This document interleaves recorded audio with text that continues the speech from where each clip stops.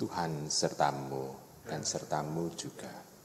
Inilah Injil Yesus Kristus menurut Santo Markus. Dimuliakanlah Tuhan. Sekali peristiwa, sejumlah besar orang mengikuti Yesus.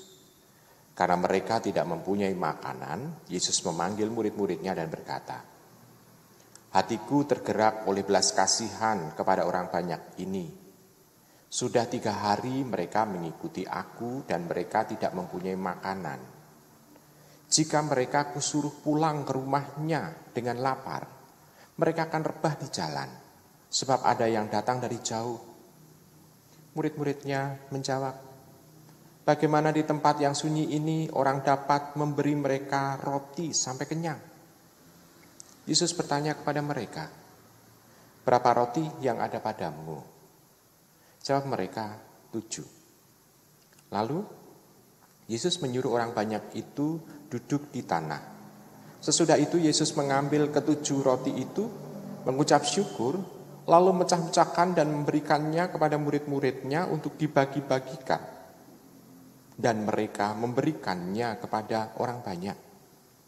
Mereka mempunyai juga beberapa ikan.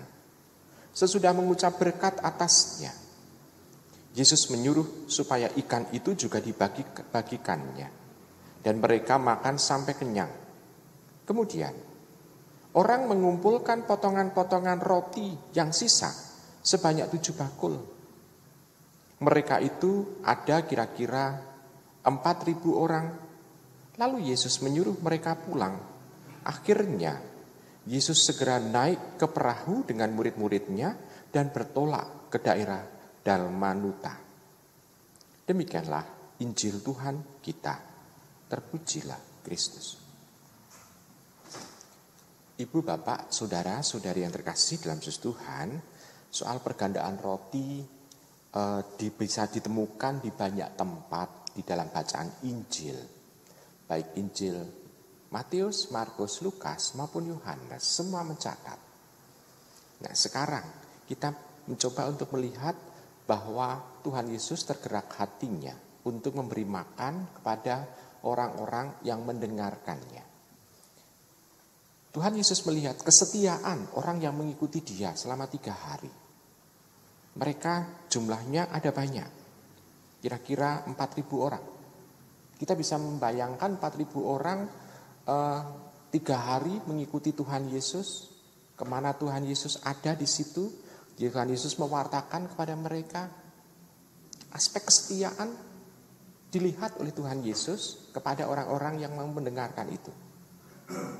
Maka Dia tergerak hatinya.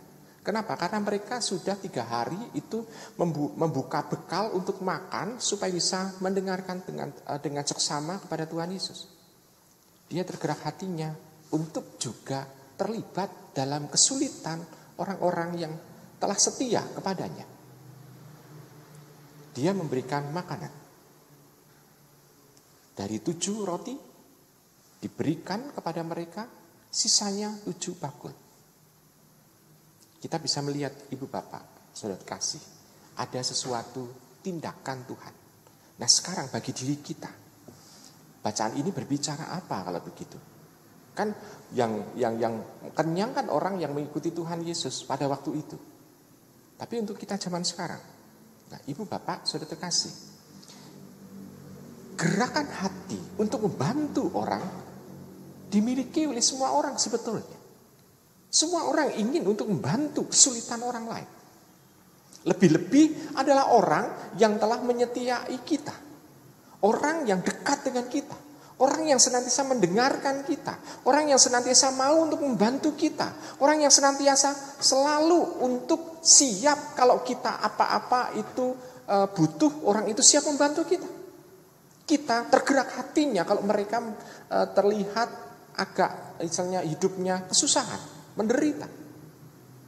Nah, apakah dengan ketergerakan hati ini kita mampu juga ikut terlibat dalam kesulitan orang itu?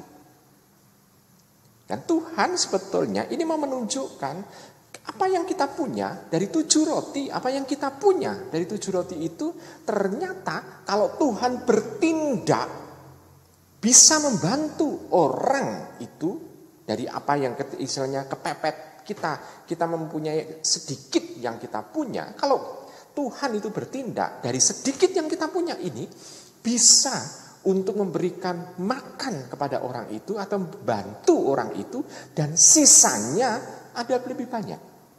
Sebetulnya orang yang membantu itu akan mendapatkan dan mengalami berkat yang berlimpah-limpah. Jadi tidak hanya istilahnya dia dipuaskan, tapi berkat yang berlimpah-limpah. Dari 7 roti yang dipunya oleh para murid, akhirnya para murid bisa membawa 7 bakul. Kita bisa melihat itu. Jadi rahmat Tuhan yang sedikit itu, kalau Tuhan bertindak, kita bisa membuat orang itu dipuaskan sedemikian rupa, sisanya itu didapat oleh para murid kembali dengan 7 bakul itu. Jadi berkat yang kecil dibagikan, malah sisa menjadi berkat yang kecil ini bisa dikatakan menjadi berlipat ganda. Demikian juga dengan apa yang kita punya. Kalau kita berbagi kepada banyak orang, kita pun juga akan mendapatkan sisa berkat Tuhan itu.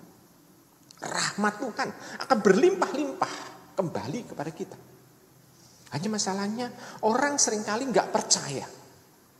Tidak percaya kalau Tuhan itu sebetulnya bertindak. Orang seringkali misalnya mengabaikan, oh itu kan perintah Tuhan, itu untuk orang-orang suci, itu untuk siapa? Bukan untuk saya. Nah, karena tindakan seperti itu memperlihatkan kekurang percayaan, kekurang imanan. Dengan seperti itu, Tuhan pun juga apakah bisa bertindak? Orang sendiri tidak mempunyai iman. Nah, Ibu, Bapak, Saudara, sudah terkasih. Iman dimiliki oleh para murid itu.